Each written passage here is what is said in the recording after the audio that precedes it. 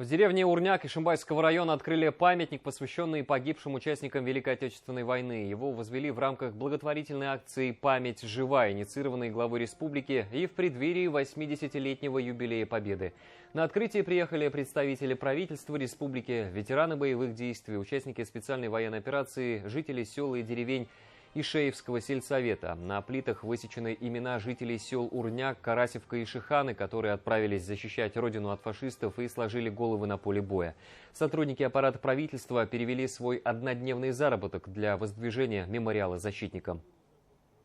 Они, не щадя живота своего, завоевали победу, сохранили нашу родину, сохранили суверенитет.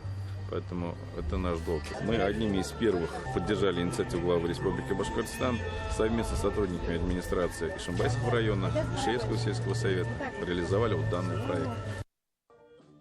На открытии сельчане почтили минутой молчания память погибших и возложили цветы. Многие пришли на открытие памятника с портретами своих отцов и дедов, которые отдали жизнь за родину. Азамат Абдрахманов также вручил государственные и правительственные награды активным жителям, которые внесли вклад в установку мемориала и развитие малой родины.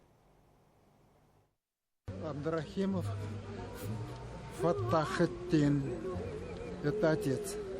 Абдрахимов Галляметтин – это старший брат. Ушли на фронт. И они не вернулись.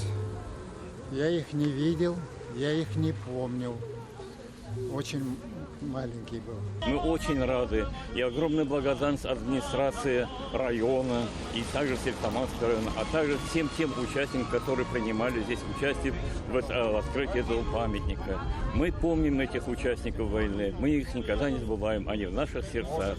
Во время молитвы нам в мечети мы их всегда поминаем.